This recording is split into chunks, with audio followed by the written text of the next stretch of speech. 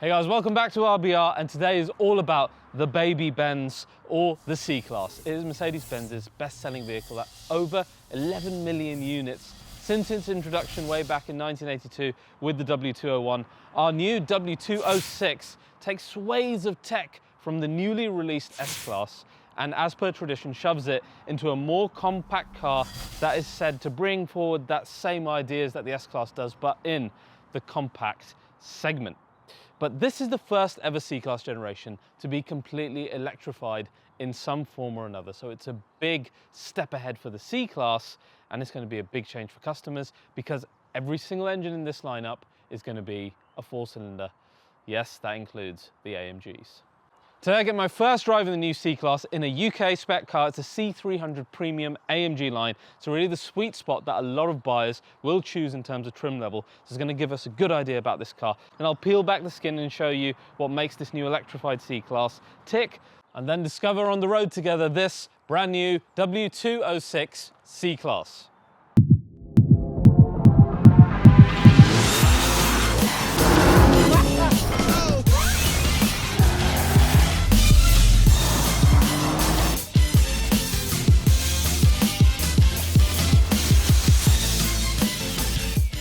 So guys, the history of the C-Class betrays what is happening with our W206 car as well. And it all started with the original compact, or Baby Benz as US buyers started calling it, and that was the W201, or better known as the 190 or 190E back then.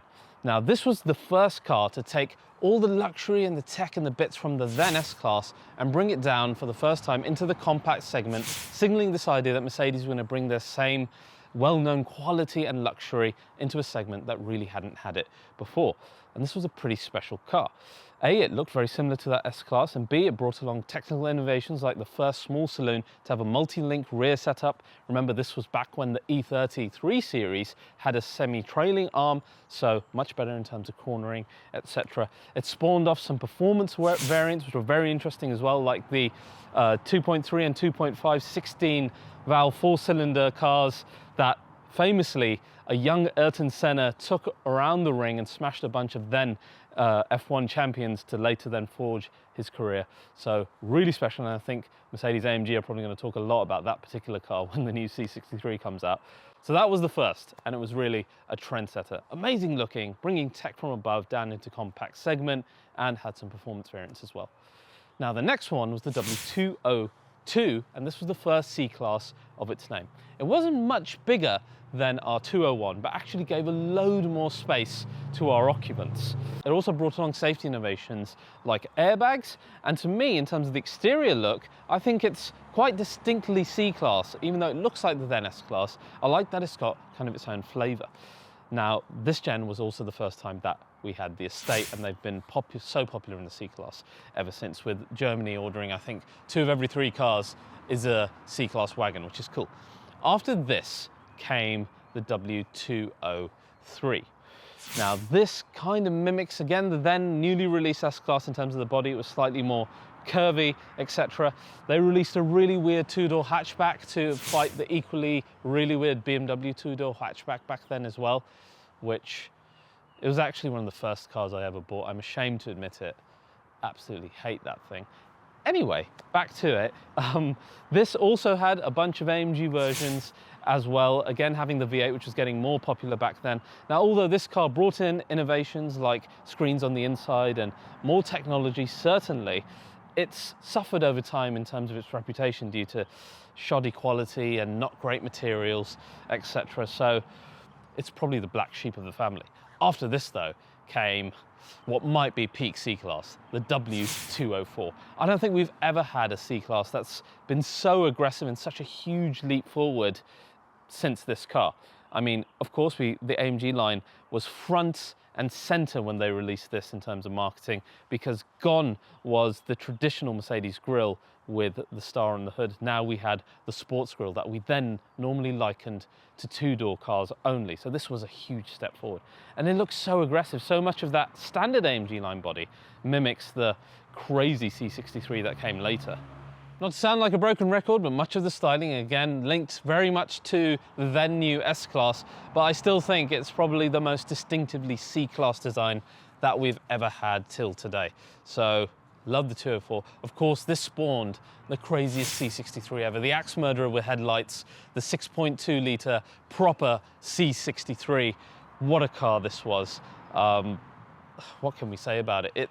It really has what's ruined us till today, and our expectations are all still based on this mental car, and it all eventually culminated in the C63 Black Series. How lucky are we that this car existed? We've never really recovered from it. After this came the W205, and in my opinion, peak C-Class may be shared between the 204 and the 205 because this car was so good. The design, I absolutely love it. I think it's going to age so well. You could get it in saloon, wagon, coupe, and even cabriolet this time for the first time, which looks absolutely fantastic.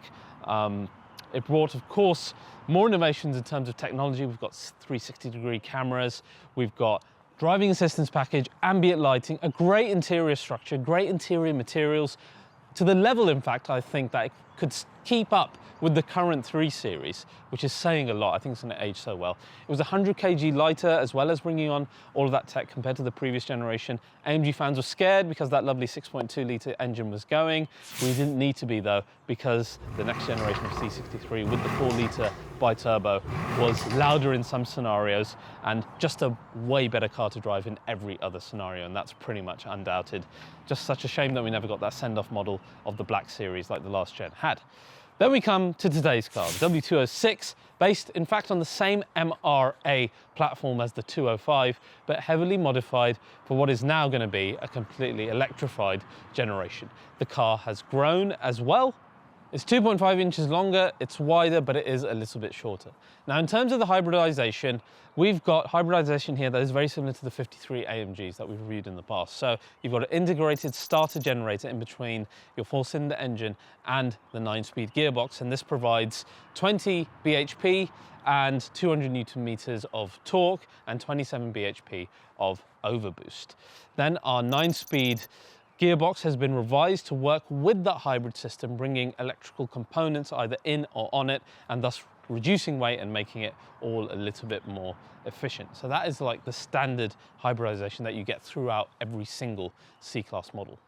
The 4MATIC in this generation has been upgraded so it can actually take more torque going through our front drive shafts here. And finally, you can get rear wheel steering up to 2.5 degrees, though sadly not in the UK. Now, in terms of weight, it's gotten that much heavier because it's bigger. There's more tech in there. It's up to almost 1,675 kg in our C300 today, which is really heavy. It's like 200 kg more than the equivalent 3 Series. So this is a heavy car.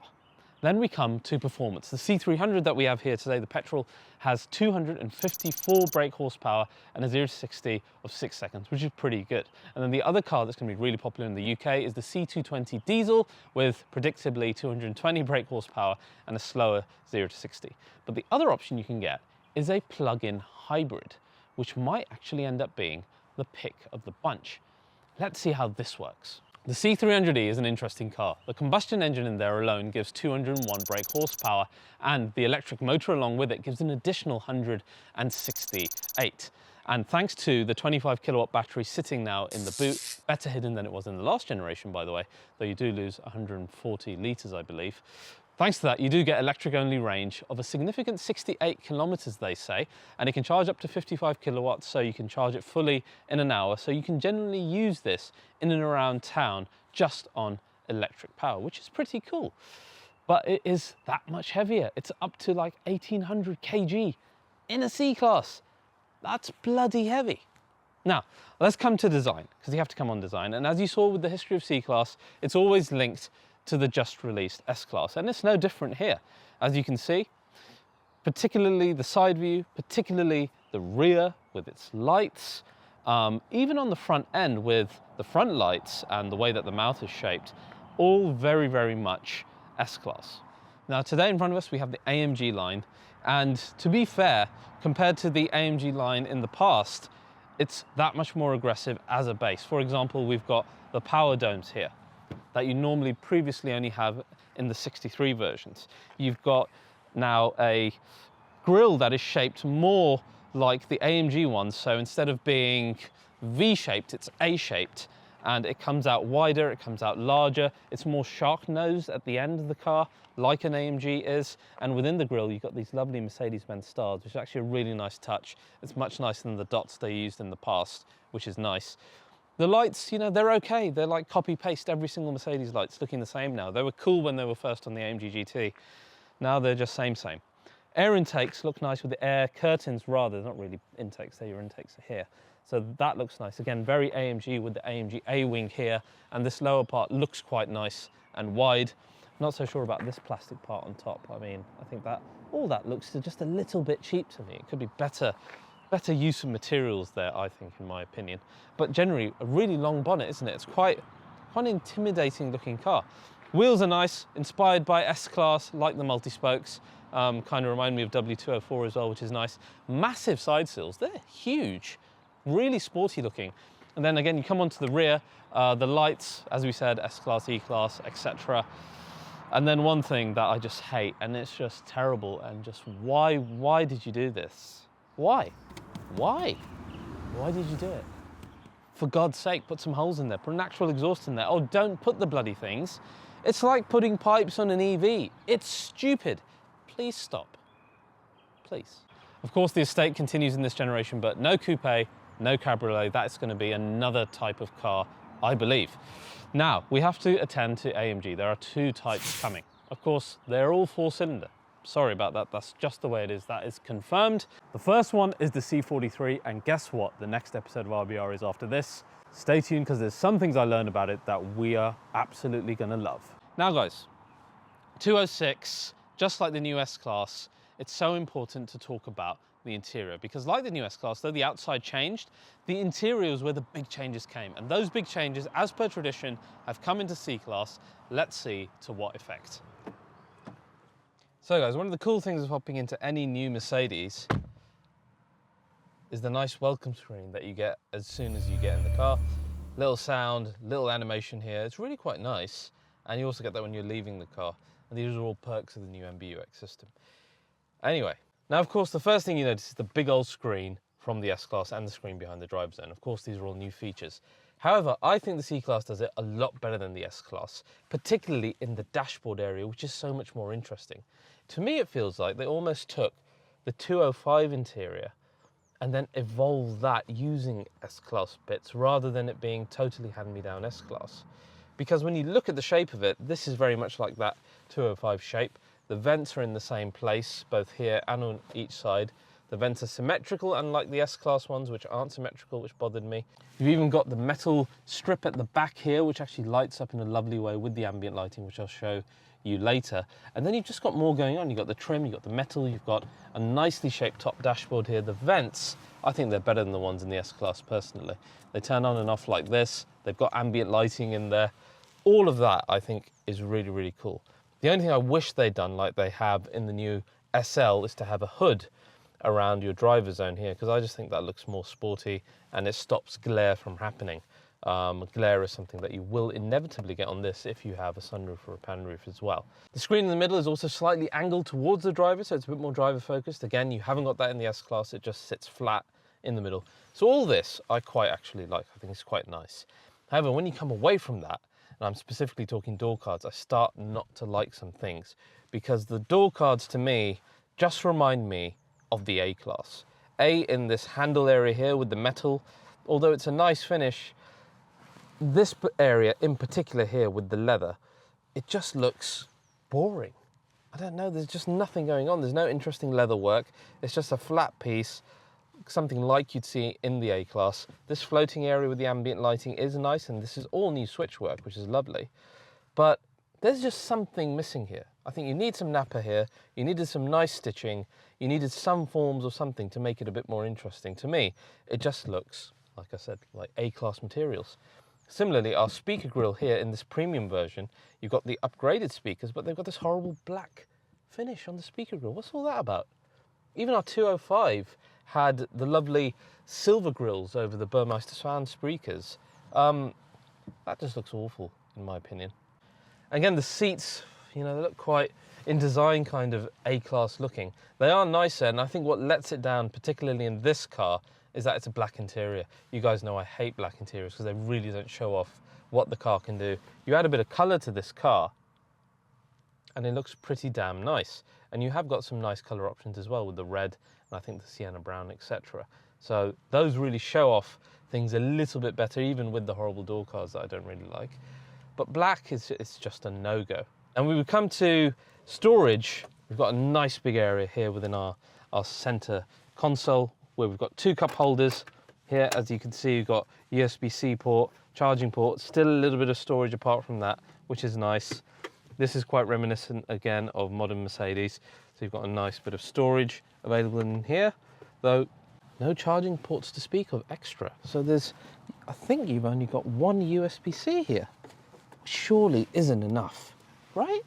Now, as you probably noticed, there's hardly any buttons in this interior and certainly nothing to control the screen in front of you because it's all touchscreen in the new MBUX, or you use the touch buttons on the steering wheel, which are still god-awful. Previous generation, much better. I don't like the steering wheel. I'll get onto that in a minute. But in terms of MBUX, if you have to use a touchscreen, it is the best system out there. It's really legible. You've got really large icons. It's really intuitive. So for example, if you go into settings to find things to do with like assistance, the vehicle itself, the lights, the ambient lighting, the display unit, other information, it's all really easy to find for a first-time user. They've done a really good job on keeping things legible. Even like going back to CarPlay or Android Auto, it's just a tap away and they've done it really nicely. It's in a nice enclosed area at the top, but you maintain your 0 layer of your climate control at the bottom, which is good, and the home button and back button, etc., because that should always be there, right? You shouldn't be fishing for your climate controls. So that's well done. MBUX can also be controlled by the brilliant voice assistant, which is the best that any car has still as we stand today. Hey Mercedes. How can I help? Turn on heated seats. I'm switching on the seat heating. And turn the ambient lighting to red. Okay, I'm changing the colour. So what's really cool about MBUX's voice assistant is that once you've hailed it, after that it keeps listening after each command, so you don't have to keep saying hey. This is of course great for the user because it's just that much more intuitive, and when you're driving it's much better to be using the voice controls than to be messing around with the touchscreen here. I find that the safest way in order to use MBUX while you're on the road. It's just a shame that they didn't maintain that unit here. I have a feeling at some point governments are going to finally understand how unsafe it is to just have a touchscreen, and all these manufacturers are going to be forced to bring one back in. Speaking of which, steering wheel. Good God. I know I've moaned about it and I'm going to continue moaning about it until they change it. This thing is so thick. It's thicker than I am here. Okay, it is ridiculous while you're driving. They've just made it unwieldy from your, 3 to 9 sections here. I just can't jive with it. I don't mind the airbag, which most people complain about. I think that looks fine. I think the shape of it, in terms of, it's a nice small diameter wheel. The shift paddles are really nice. They're metallic, it's a nice upgrade. But it's just, A, the thickness, and B, these touch controls here, they just don't work as good as the previous generation one. The previous generation one did the same stuff here in a pretty similar way, with some touch as well, which was actually really well done. But they had buttons. What is wrong with buttons? Why do we need these stupid, Golf 8 style touchy nonsense things on here that just do not register swipes or other things as well as buttons would? I don't see the point, and it needs to be changed. It's really, really useless. Driver zone, however, is absolutely fantastic. There's a mixed bag here, as you can see. First of all, as we've had in the past, you've got loads of different designs, starting from your classic, which is a nice blue Mercedes design with your classic 2 roundels there with your speedo and your rev counter. Of course, you can change everything on each side to whatever you want. You've got understated, which mimics the color of your ambient lighting within the screen and gives you a really nice landscape, pulls back all the information you don't need and only leaves the stuff that you really do. And then you've got sport, which is obviously very, very AMG inspired, with that road that goes down and the lovely pulsating chamber in the middle. That looks absolutely fantastic while you're driving. Sadly, they're not very customizable versus the other ones, but still looks really, really cool. You'll notice on the side, power and EQ charge. That is in every single C-Class, as I said, every single one is electrified in this generation. So that is really cool. I just wish it had the 3D element like the S-Class does. It feels like they've purposely not put that in. And I said to the head of C-Class development, Chris, when we had the MB podcast interview, I'll leave a link for that down below if you want to have a listen. I asked him to put that in the facelift. His answer to me was actually quite surprising. I was not expecting this because I think Mercedes are usually more PC. He said, wouldn't you want a V8 in the facelift instead? And I was like, yes, please. I think we all would. Now, of course, the other great thing about this being a new generation is that all of the switchgear is all brand new for C-Class, either, you know, directly out of S-Class or unique to C. Stuff like your engine start stop button, the stalks here at the back, all of the buttons for windows, etc., etc. All of that is brand new, which is quite good. Ambient lighting, big upgrade from the 205. It's everywhere. And it looks fantastic within the vents. It's within here, it shines on the metal plate here. Like I said, it's all over the back. It's in your cup holder, it's in your footwells, but it's not blinding as it has been in some Mercedes in recent years. This one is particularly nice as well. Rather, it just sits and it kind of, it looks really good at night. And I'm going to show you that while I'm driving, because that's when I think it's best displayed. But they've, again, done a really good job on that. And there's so many options to choose from, either monochromatic or you go for the multicolored lights, which all look fantastic as well. So guys, apart from the ambient lighting in the rear, which actually looks really nice, I still don't like the door cards. I don't like the black finish because it doesn't show you how nice this interior can be when it's taken up a notch. In terms of space, you've got decent amounts of knee room here. That's my driving position. Headroom is okay as well. It doesn't feel, you know, massively more spacious than a 205, to be honest, even though it's grown in size. And I think it feels perhaps no better than the 3 Series in terms of space either. And certainly in terms of the luxury feel sitting in the rear. I think they could have done more here, particularly with materials. One thing you do appreciate looking from the rear forward is the shape of the seats, both in the shoulder area and the very modern looking headrest. These are a big upgrade from the old 205. So really nice job there. And in fact, you know, the way that these seats are structured in the rear, also very nice. It just doesn't look great in this cheaper leather and just in black. Now guys, one interesting thing here is when you go into dynamic select, remember this is a normal C300. We've got lots of modes, which is nice. You've got eco, you've got comfort, sport, sport plus as well, and then individual. And when you go into individual, what's quite interesting is there's quite a few options that we haven't had before. The most surprising to me was sound. There's actually a comfort, sport and sport plus on sound. Now, is that sound being pumped into the interior? Undoubtedly it must be. I don't know if there's any valve system. I haven't been able to find anything that says there is, so I'm assuming it's all artificial. But we will see on the drive, what does, you know, sport plus sound on a C300 sound like? So guys, now it's time to drive this thing. It's going to be our first experience with the W206. Let's see what the car can do. So guys, here we are in the C300, 254 brake horsepower, hybrid assistance of 20 HP and 200 Newton meters from your ISG, and then a 27 HP overboost as well. So quite a lot of hybrid assistance. And as soon as you start driving this car, you feel that element immediately, and you see it in there in our driver zone in the EQ power section. And it's been given to you as soon as you get anywhere near the throttle. And it's a nice feeling because as we get more and more used to EVs providing immediate power without any lagginess of a traditional combustion engine or gearbox, this type of feeling is something that we're going to expect of a car that is, frankly, really quite expensive. The new C-Class, even in its sport line trim, so that AMG line, starts at eye-watering £37,000. Then you have the standard AMG line, which is a bit more expensive. This one, the premium, which is probably the sweet spot because it gives you a lot of great things like the 360-degree camera in here, which is fantastic, just as you'd find in the S-Class, in rival cars, etc. Works really well, really clear.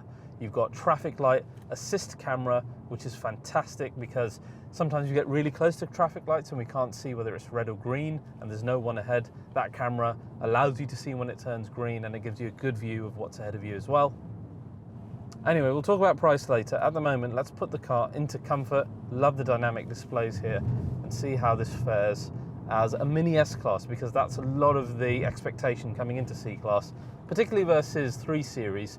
C has never been, in its standard form, the most driver-focused car, and I can't see the W206 aiming for that either. what you assume this is a comfortable small S-Class. And immediately on these 19-inch wheels and the lack of adaptive suspension in the UK spec, this is not a very comfortable car. Now really, that is the purpose for the standard C-Class, is it not? And this is a little bit damning for it, because really it should be the most comfortable executive small saloon on the road. Maybe it's the fact that we've got the larger wheels, but really, when you're going for luxury, you're going to want to go for the Premium or the Premium Plus, which gives you the larger wheels. So it's not like you're going to go down in luxury in order to get, you know, a better ride. That just doesn't make any sense. On smooth B roads and on motorways, it's really quite smooth and it's quite effortless. But when you're driving it in and around town, I, as the driver, get the feeling like the passenger is going to say, can you try to avoid as many bumps and as many speed bumps as possible, please? Because this is getting quite uncomfortable, which is a shame. You know, when I look at all of this, immediately I'm thinking S-Class, but the suspension is doing it no favors. Really, the adaptive suspension is something that should start to become more and more standard in a car like this, because so many EVs have it already as standard. And for a car to be priced where it is and not have that element, particularly when it's trying to be the top luxury car in the segment, is a little bit poor. On the plus side, like I said, throttle response is really good. The 4-cylinder with the hybrid thing actually works really well as a responsive power unit. It feels a lot more powerful even when you're driving slower than it should do. The steering in comfort mode, very, very light, okay? It feels like a wafty luxury saloon, which is, I guess, exactly what you want it to feel like in that mode. Now we're going to go all the way into Sport Plus. Let's see what kind of driver enjoyment we have here. We can hear more sound being pumped in immediately into the interior. That's probably that sport sound option. God, the car has a lot of body roll. Bleeding heck. Whoa, that made me feel queasy. The engine does become immediately that much more responsive, but it's the body roll, and it's quite significant. Obviously, this is a heavier car now. This is something that you're going to have to expect from a car that's not trying to provide masses of driver enjoyment. And it does feel that way. It feels like a bigger, heavier, more cumbersome saloon, one that I don't think you're going to be massively enthused driving fast. It's nice that they added a bit of sport sound in it though, but the steering becomes quite vague as soon as you start to have multiple turns, one after the other. Again, the one thing that isn't really letting things down is the power unit, which is working really quite well with the hybrid system. It feels, you know, really quite fast. Right, let's check out this 9-speed gearbox that's been reconfigured. Oh God, that's predictably slow Mercedes gearbox, isn't it? I had read in other reviews that it was a lot quicker in shifting, but looking here, I press it and it's a good second later that the gear decides to change, which isn't really fantastic, is it? So again, this is a case of not even bothering with manual mode, even in Sport Plus, and leaving the automatic box to do its thing by itself. Right guys, now I've shifted the car into individual, where I've set the engine to eco, steering to sport, and the sound to Sport Plus. Okay, because I think where you derive the benefit of this car is not this type of driving. Now, where I've enjoyed this car more has been as a mile cruncher, because the hybrid system paired with a pretty luxurious car in terms of technology, etc. inside, means that this is a really good car to do loads and loads of miles in. The suspension comfort on the motorway is really good. Being able to change your driver zone to whatever you want here is so easy to do, to be fair, from the steering wheel. The stability is good in high speeds. The EQ boost gives you the ability to overtake when you need to, making small maneuvers quite easy to do, which is great for a daily car. And at night, when you have the ambient lighting, like I said, it doesn't blind you, but it's a wonderful highlight of the interior. And there's so many great options for the ambient lighting, and it just looks fantastic. It gives a really nice ambience to this car that none of the rivals have. Even in this C300, I was getting over 40 mpg. Half a tank was saying close to 300 miles, so a full tank, what, under 600? That's pretty damn good. Good steering comfort, good stability at high speeds, good miles per gallon, great technology in the car as well. As a motorway mile cruncher, this is where the C-Class, in C300 form anyway, begins to really make sense. The other thing that gnaws at me a little bit is the brake pedal feel. It's a long distance pedal, and because of that, by the time you've reached the biting point, you kind of brake abruptly, and it's just not as smooth as something that you would again assume you would have in a luxurious car. The other undoubted benefit is because of the way the car looks both inside and out, everyone who I've had in the car has absolutely loved the look of it. Now, just coming back to price for a minute, like I said, you can get up to £50,000 on a standard C-Class, which is pretty crazy. I remember when I bought my first W204 C63, 6.2 litre V8, fully spec'd out, I was paying 55k, and that was not that long ago. I don't care what anybody says. It's madness where the prices have gone. Of course, everybody's going to be leasing these things, but still, where's our C43 and C63 going to sit? I mean, is the C43 really going to be a 70 grand car? Is the C63 really going to be touching, it already does touch 90, is it going to go up to 100? It's pretty insane. The other point where I think things become a little bit more problematic for the C-Class is how good, for example, the CLA is as a small luxury car as well. You know, the suspensions are not far off this. The tech that you get even in that level of MBUX is pretty close. And when you start to drive even the CLA 200 faster, I don't feel the type of body roll and the impairment in terms of steering, etc., that I feel in this car. It's just more fun to drive the CLA faster. Add on the fact that versus something like a equivalent 3 Series, this is almost 200 kg heavier. You can see how it begins to compound as this is not your answer for a driver's car. No, where the C-Class shines is the best car operating system in the world, pretty much, with one of the nicest interiors that you're ever going to find. An impressive hybrid system with the 4-pot, which, if fairly emotionless, does the job in terms of really good power delivery. And of course, its main benefit, which is being a luxurious and tech-filled mild cruncher with good mileage. In terms of the C300, I have no issues with the power plant or the MPG, so I think the 220 diesel, in all other respects, is going to be pretty similar. The one that I'm really interested to see if it's any better as a daily is the C300E, the full plug-in hybrid, where you're getting, say, I don't know, 40 to 50 miles of EV-only range, which is pretty damn useful. Yes, it's a heavier car, but of course you're going to get that crazy 400 mpg figure, you're going to get real, actual EV use out of it. That then becomes a more compelling car. The next time I think you'll see me driving one of these is going to be the first AMG version, which will be the C43. Excited to see what that's like versus this. If you've enjoyed this episode, please do like and subscribe, and I'll see you guys next time.